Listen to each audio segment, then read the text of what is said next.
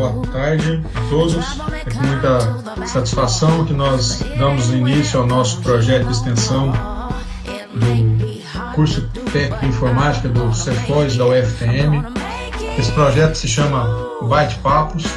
Nós temos hoje a satisfação de receber na primeira live desse nosso projeto o professor Rogério Bernardes Andrade. Ele vai falar para a gente sobre potenciais da inteligência artificial e enfoque no mercado. O professor Rogério é formado em análise de sistemas, professor com mais de 11 anos de experiência, cientista de dados e informação, especialista em docência na educação superior e mestre em inovação tecnológica. Ele também é membro do Comitê de Saúde da Associação Internacional de Inteligência Artificial. Professor Rogério, seja muito bem-vindo. É uma satisfação recebê-lo no nosso meio. Sinta-se em casa. Os nossos alunos, os nossos convidados estão com grande expectativa em relação a esse assunto tão interessante, inteligência artificial. Seja muito bem-vindo, professor. É isso, foi um prazer participar do projeto de extensão.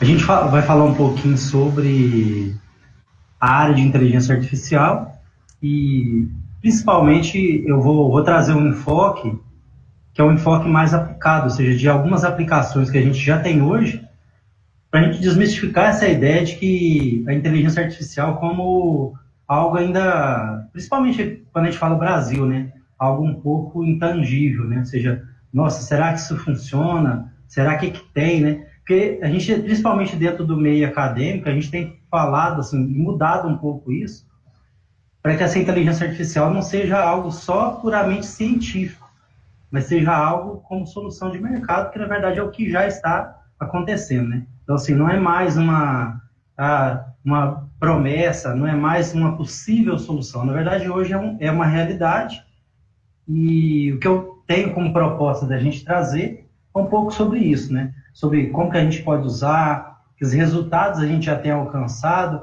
entre outras coisas. E aí, só para deixar o espaço aí, eu vou fazer a apresentação no modelo de... Vou projetar aqui, falar um pouquinho sobre esse cenário, e aí também fico aberto às perguntas mais específicas, que dá para a gente poder falar um pouco mais da parte técnica. Eu busquei falar de um apanhado um pouco mais geral, aplicado realmente em soluções que grandes players do mercado têm feito, mas que a gente pode depois também aprofundar naquilo que é mais específico, que são as tecnologias mesmo voltadas à aplicação de inteligência artificial como um diferencial de mercado. Eu posso projetar aqui, Cláudio? Perfeitamente, professor. Muito obrigado. E as perguntas que serão colocadas no chat, no final da apresentação, eu passo para o senhor. Ótimo, obrigado, Freud.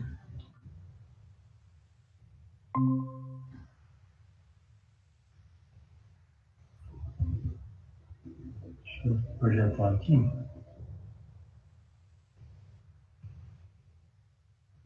Você já viu minha tela aí, Freud? Perfeito, professor. Perfeito. Então, pouco a gente vai falar, então, potenciais da inteligência artificial e um foco no mercado. O que eu pensei nesse tema, né? Porque, na verdade, assim, eu também tenho uma formação em sistema de informação, fiz minha pós-graduação em docência, na educação superior, e fiz meu mestrado em inovação tecnológica. E eu venho numa caminhada com formação para cientista de dados. Assim, e por que isso, né? Primeiramente porque é uma necessidade muito grande do mercado em relação à questão de dados. Como lidar com dados, né? Então, se a gente imaginar há 5, 10 anos atrás, a gente tinha um volume de dados expressivo, mas esse processo ele tem se intensificado a cada dia, né? E aí essa mudança, né? Essa ampliação desse processo, essa aumento de dados tem trago como um resultado significativo na tomada de decisão. E aí surge um conceito muito recorrente hoje no mercado, que são empresas data-driven, né? Ou seja, empresas que são direcionadas por dados. E o quanto que isso é importante, né? O quanto dados é um diferencial, por exemplo, para uma empresa. E aí a gente fala um pouquinho qual que será a nossa agenda. Eu vou falar um pouquinho de conceitos, mas de conceito de uma maneira bem sucinta, né? Para que não seja algo cansativo, mas que seja algo aplicável. Então, assim, falar um pouco dos impactos e a gente vai fazer algumas conclusões ou considerações no final. Vocês vão ouvir muito, principalmente quem tiver se interessar e pesquisar sobre dados, vocês vão ouvir falar muito sobre esse termo aqui. Esse termo que é cunhado há algum tempo, mas é algo muito atual, que é dados são o novo petróleo. Na verdade, sim, tudo hoje gira em torno de dados. Se a gente for pensar, as empresas mais valorizadas do mundo hoje são aquelas que estão lidando com dados. Algum exemplo? Se eu pegar, por exemplo, o Google, se eu pegar Facebook, por exemplo, são empresas que têm no seu DNA dados. Eu vou dar um exemplo de Nubank e várias outras empresas que surgem a partir de um ambiente moldado por dados. Ou seja, a tomada de decisão, ela não é uma tomada de decisão baseada só na minha percepção de mercado, na minha visão, mas ela é pautada ou ela é data-driven, né? Ela é orientada aos dados. Então, assim, e hoje, para a gente ver, assim, para que a gente perceba o tanto que é importante isso, a gente tem, por exemplo, o próprio exemplo da Microsoft, que vem numa negociação para poder adquirir também aquele aplicativo, eu sempre esqueço o nome do aplicativo, tem que colocar aqui se a gente for pegar aqui, ó, TikTok. Porque, na verdade, o que a gente tem? A gente tem o Instagram, a gente tem o Google. Hoje, praticamente, quase tudo que a gente vai fazer, ou quase tudo que a gente consegue de informação, ou que a gente navega, a gente está vinculado a alguma conta do Google, e aí tudo que acontece nessa movimentação alimenta o Big Data que eles têm, e aí, a partir desse momento, aparecem várias informações, né? Eu pesquisei sobre um determinado produto. Naquele momento, várias informações ou várias promoções sobre aquele produto começam a aparecer para mim, né? Então, assim, e por que então que esses dados serão o novo petróleo, né? Claro que tudo isso passa por um viés de regulamentação, e o exemplo disso a gente tem a Lei Geral de Proteção de Dados, que vem como uma iniciativa também de controlar, né? Para que eu possa autorizar aquilo que eu quero que faça, qual é o destino final dos meus dados, né? O que eu quero processar esses dados, ou para que essa empresa está pegando os dados que eu tenho. Essa coleta, ela tem que ser autorizada, né? Então, assim, essa é uma questão também.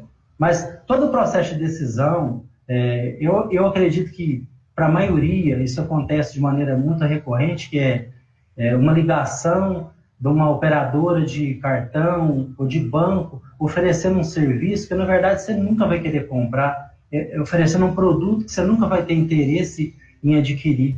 Então, assim, isso aí são coisas que, na verdade, não funcionam muito mais, né? E aí o mercado tem que, sim, aos poucos, ser alterado para isso. Fazer uma oferta mais customizada, né?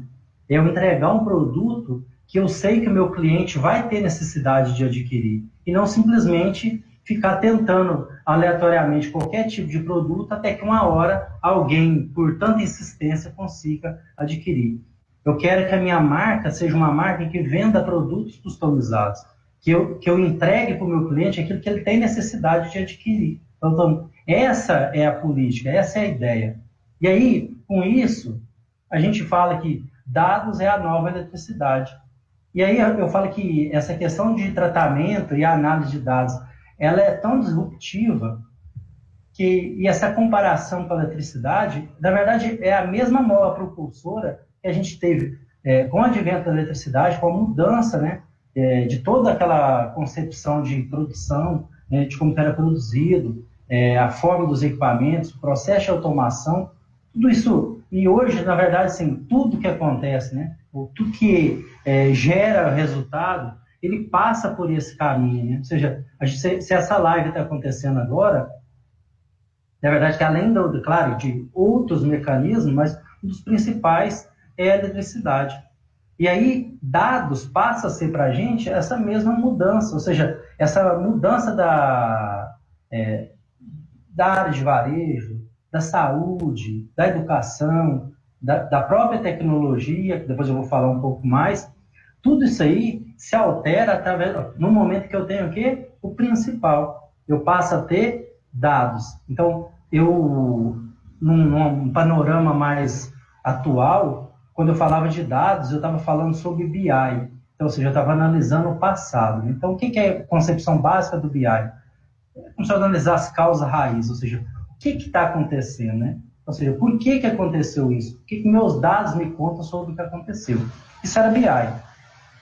Agora, os modelos de predição, e aí usando inteligência artificial, algoritmos de machine learning, tem como principal ponto fazer o quê? Predição, ou seja, o que pode acontecer, mas não é o que pode acontecer ao acaso, né? O que pode acontecer baseando em métricas de dados passados. Então, assim, eu crio um repositório, eu crio uma base de conhecimento, e a partir desse conhecimento, eu começo a gerar insights, ou seja, eu começo a prever o meu futuro. Então, assim, e isso, para uma empresa, ou para todas as empresas no geral, é um processo que agrega muito valor. Porque, na verdade, eu não preciso deixar o problema acontecer. Eu posso antever esse problema e já tomar algumas medidas para poder solucionar. E a gente vai falar, no decorrer dessa apresentação, sobre como fazer isso, né? De que forma a gente trabalhar com isso. Então, você pega, por exemplo, o impacto da tecnologia e o impacto, principalmente da inteligência artificial,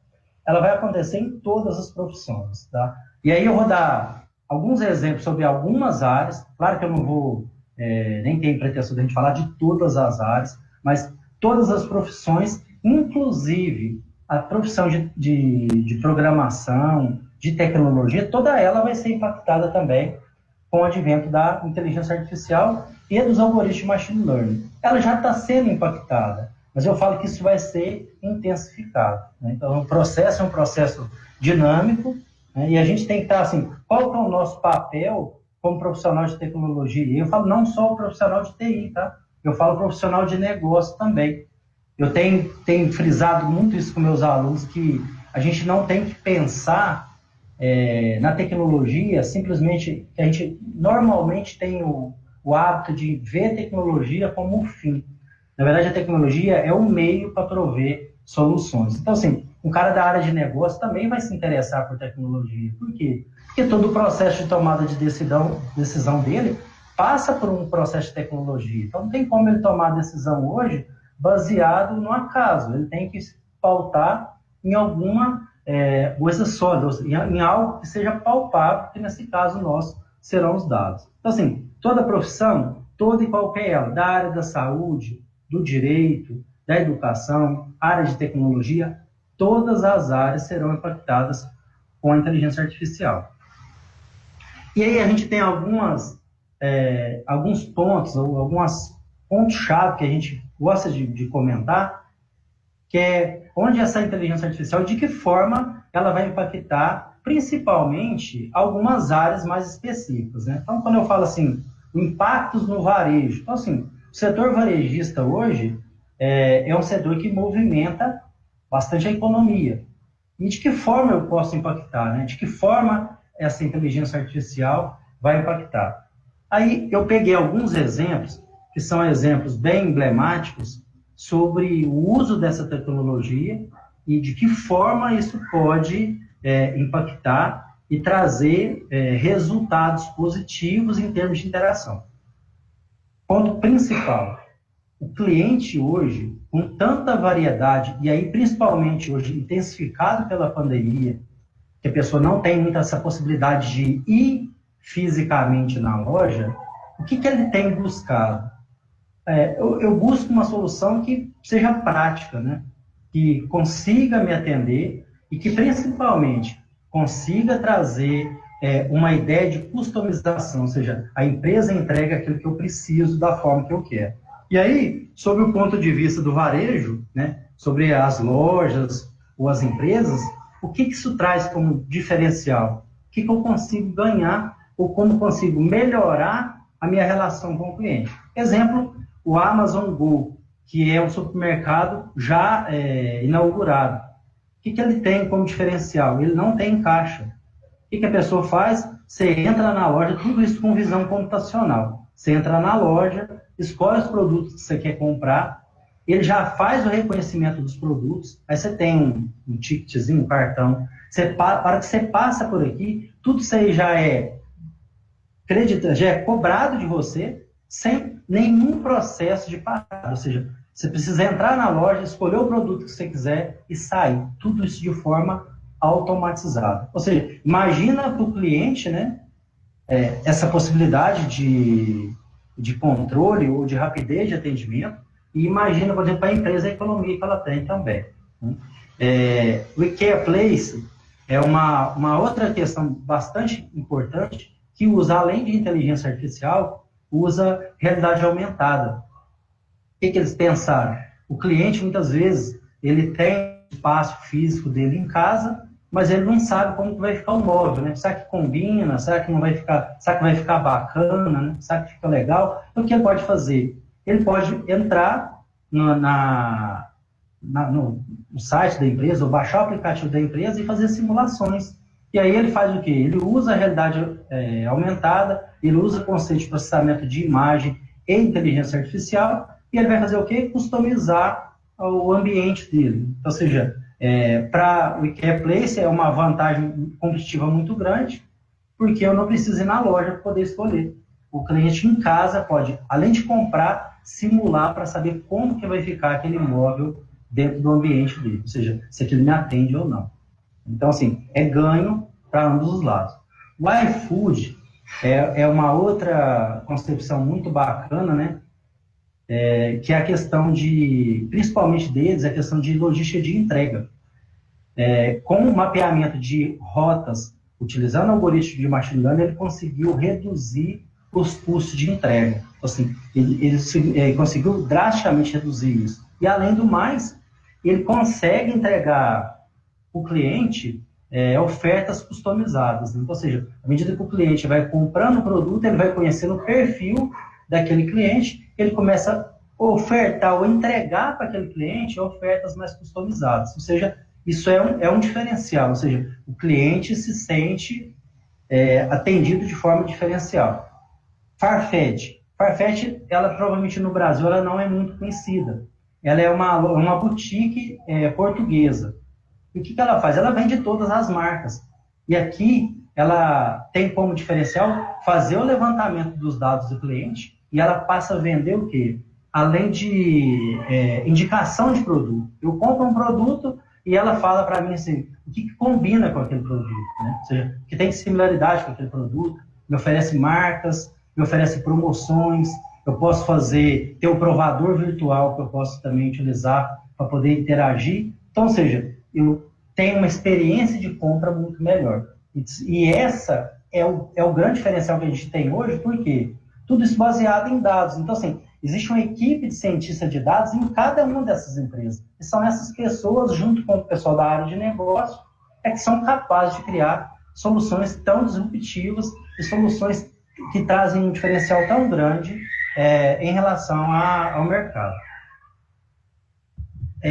Uma outra área, que principalmente para a gente, né, que vive aqui no Brasil, onde a área de agronegócio é uma área também que movimenta milhões, né? Então, assim, uma área, na verdade, um dos maiores players de mercado que a gente tem é da área de agronegócio, né? Então, assim, e para esse segmento de agronegócio, será que existe soluções de inteligência artificial? Então, assim, aquela concepção do campo, né? O campo que eu penso há 10, 20, 30 anos atrás, o modelo de produção é totalmente diferente, né? Então, a tecnologia hoje, ela faz parte e ela tem que fazer parte, principalmente quando a gente fala de agricultura de precisão. Então, ou seja, não é mais só produzir pela experiência de alguém que estava lá na roça ou trabalhando na lavoura há 20, 30 anos, né?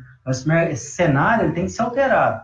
Claro que essa experiência que a gente está falando que essa pessoa também tem, ela serve como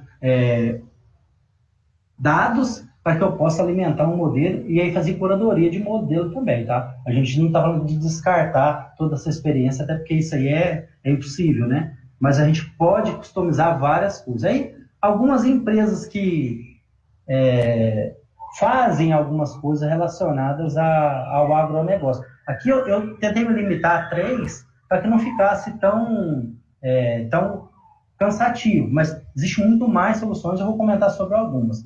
Esse Field View Buyer aqui é um mapeamento. O que eu consigo fazer? Ele consegue fazer todo o mapeamento da lavoura, em termos de produção, de tipo de solo, ou seja, ele sabe exatamente em tempo real, à medida que vai colhendo, né, esse é um exemplo da colheita, em quais áreas da lavoura dele, ou em quais trechos da lavoura dele, ele teve um declínio de produção.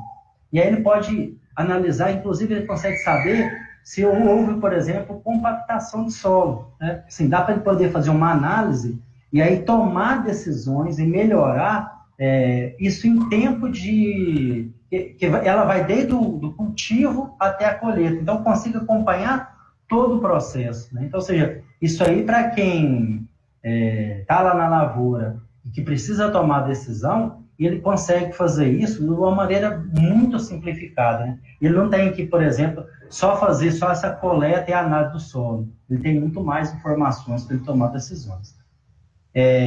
A John Deere também, dentro da agricultura de precisão, ela tem várias soluções da questão do manejo de solo, né? A análise de solo, tem a questão de automação de equipamentos para poder fazer a aplicação. Inclusive, tem algumas soluções já de mercado entre John Deere e várias outras empresas para poder fazer a aplicação de herbicida, que aí essa aplicação ela não acontece de forma como tradicionalmente acontecia, que era eu jogo o herbicida na lavoura inteira, né? Ele vai jogar jatos direcionados nas ervas daninhas, né? Ou seja, a redução de custo, por exemplo, do produtor, ela é gigantesca, porque quem é da área do agronegócio sabe quão alto é o custo de 1 litro, por exemplo, de herbicida. Então, assim, eu consegui jogar pontualmente só onde é necessário, traz para mim um diferencial gigantesco. Uma outra solução aqui, que é da Syngenta Digital, que é a contagem de plantas. Isso aí, essa contagem de plantas, como que ela acontecia de forma tradicional?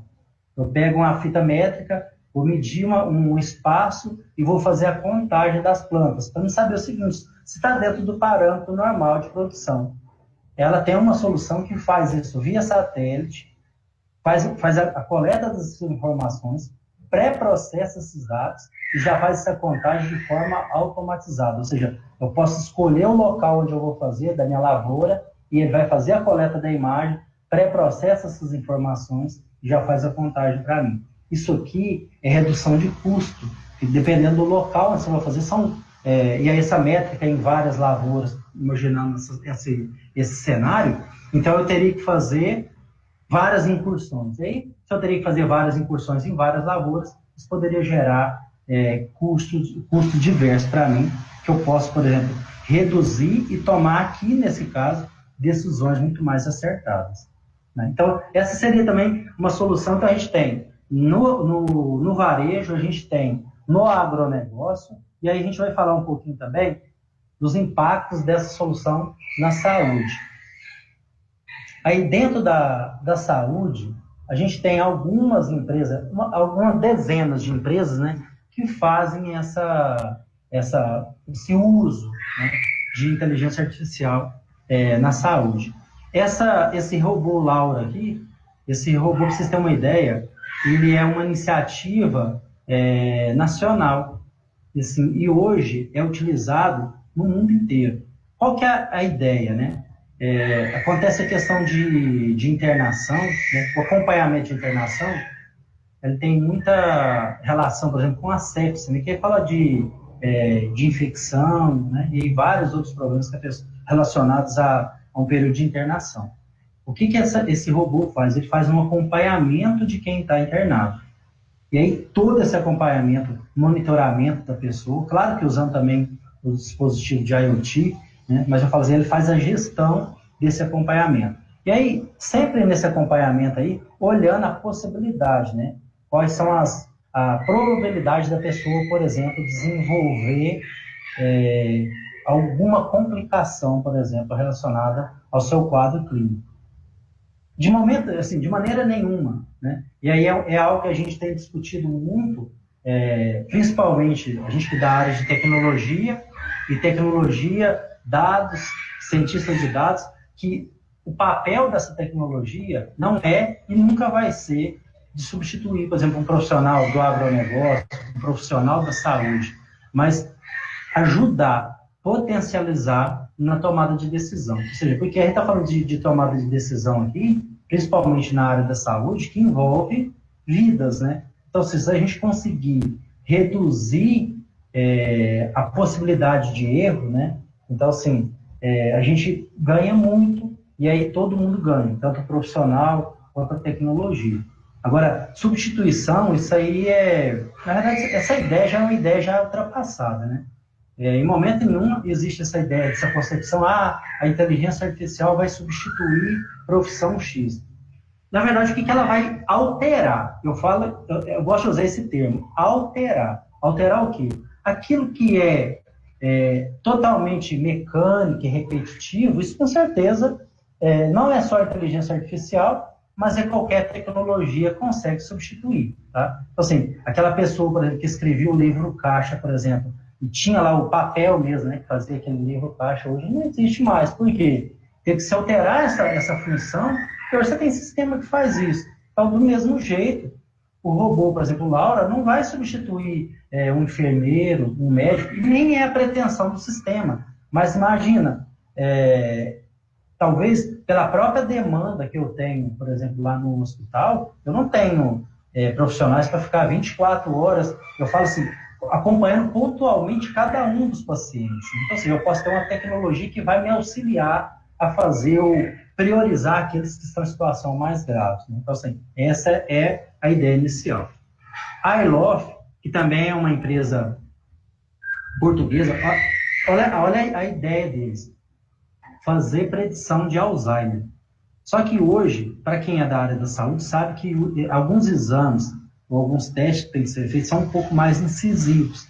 Então, eles utilizam a tecnologia de fibra ótica e eles fazem o que eles chamam de espectro de célula.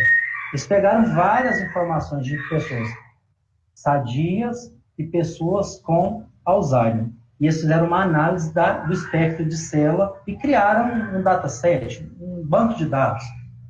E eles treinaram um modelo. E aí hoje, o que eles conseguem fazer? Eles conseguem hoje, através dessa coleta desse espectro de célula, conseguir predizer a chance da pessoa desenvolver, por exemplo, o Alzheimer.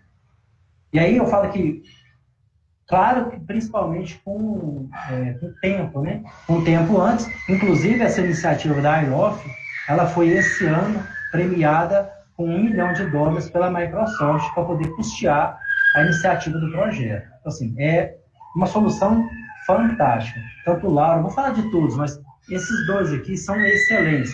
Algo que seria muito, muito interessante se você dar uma aprofundada e dar uma verificada. São duas empresas, são duas startups, na verdade, que pensaram em soluções extremamente disruptivas e com diferencial de mercado muito grande.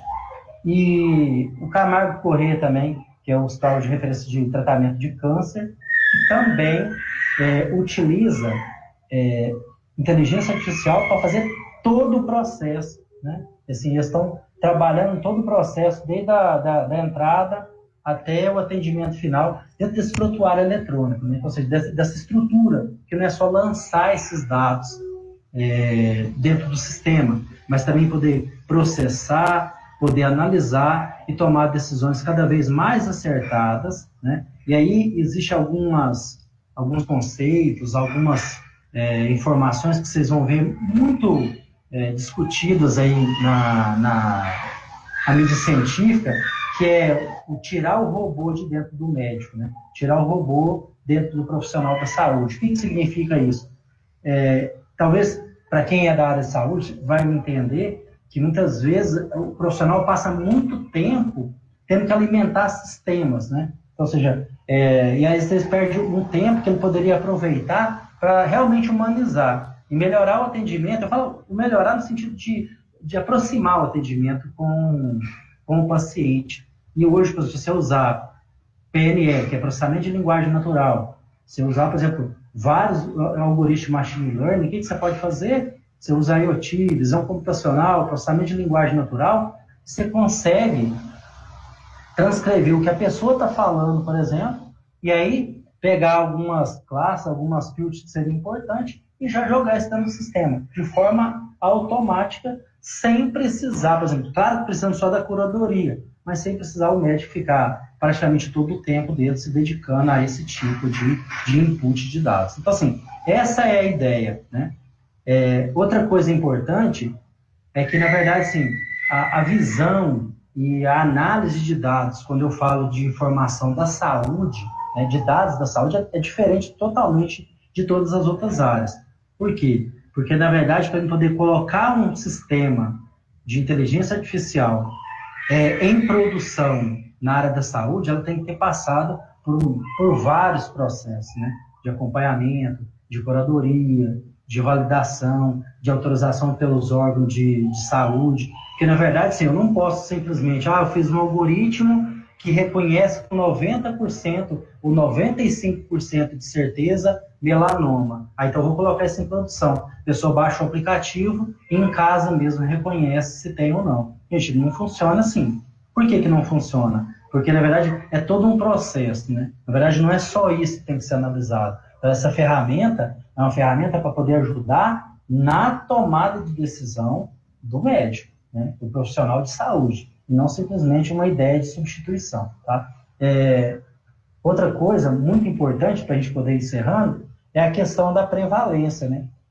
A gente tem nos datasets de saúde, né, dos dados de saúde, a prevalência é muito maior de pessoas sadias do que pessoas doentes. Se você imaginar no geral, assim, na prática, o geral é essa, né? A gente tem mais pessoas sadias do que a pessoa doente. E o que a gente precisa fazer com isso? A gente precisa tratar esses dados, e aí é nosso papel, junto com os profissionais da área da saúde, para que a gente faça uma curadoria para evitar o que chama enviesamento. Vocês vão ouvir, e tenho certeza que quem partir para essa área de dados vão ouvir falar muito disso, que os algoritmos de machine learning são uns caras preguiçosos. Por quê? Eles normalmente vão priorizar reconhecer aquilo que é mais fácil dele reconhecer. Então, assim, a prevalência de gente mais sadia do que doente. Então, se eu não fizer um balanceamento desses dados na hora de treinar meu modelo, ele vai preferir falar que a pessoa está doente, está sadia, do que está doente. Por quê? Porque é mais fácil para ele, ou a chance dele acertar é maior. Então, a gente precisa fazer o quê? Um balanceamento dessas informações. Aí existem várias técnicas, que depois a gente pode, em uma outra oportunidade, falar, várias técnicas para poder fazer esse tipo de balanceamento. Assim, então, a ideia todos os modelos, toda solução de inteligência artificial, ela não é só da área de tecnologia. Ela tem tecnologia e também todos os profissionais de todas as áreas. Pra vocês terem uma ideia, o profissional de negócio hoje ele pode usar soluções da Microsoft, que é o Azure Machine Learning, ele pode usar da Amazon, que tem soluções também de inteligência artificial, que eu falei que são players corporativos.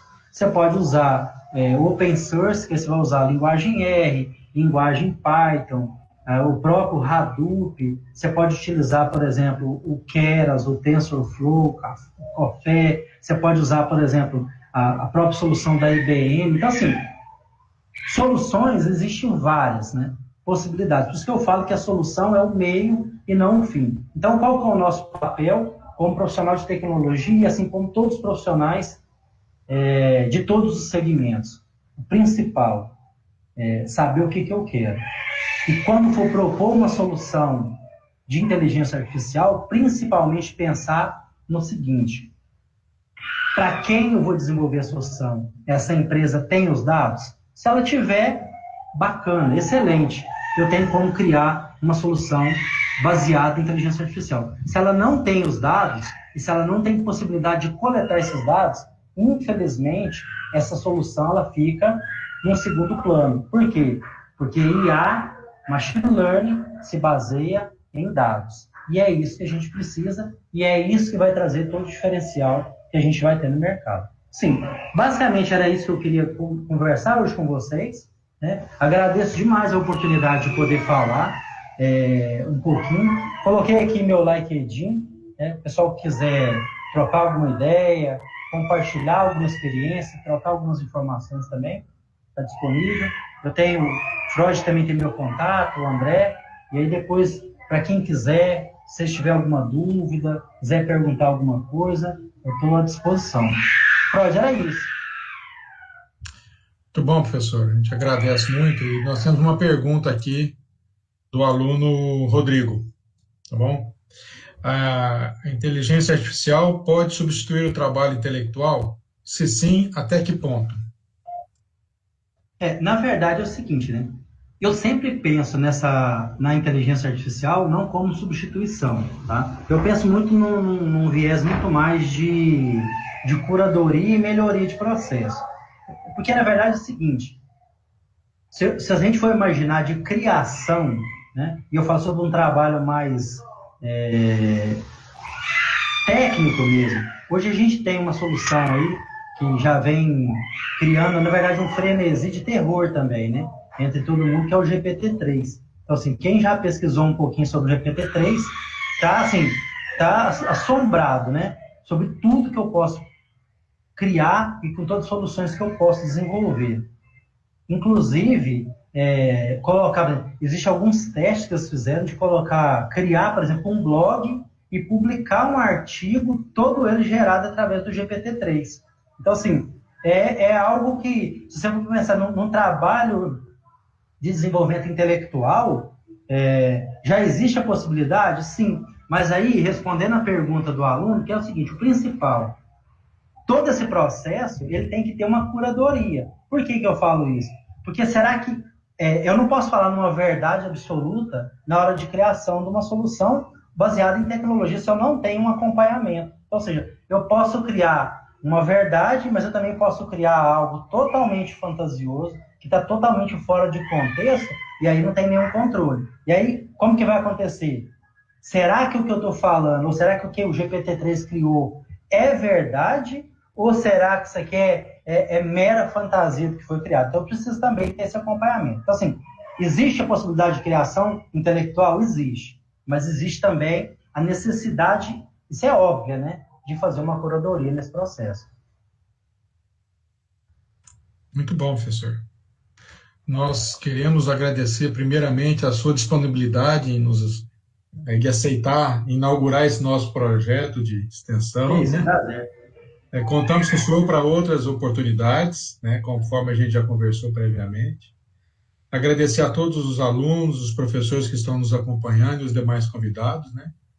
E dizer que esse projeto começou hoje a primeira e nós teremos logo outros encontros para que a gente possa discutir um pouquinho mais tecnologia com os nossos alunos.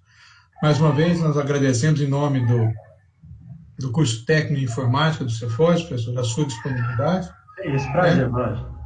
E aí, aguardando o senhor numa próxima. A todos, muito obrigado, uma boa tarde. Boa tarde, gente. Prazer ter participado. Até mais. Até mais.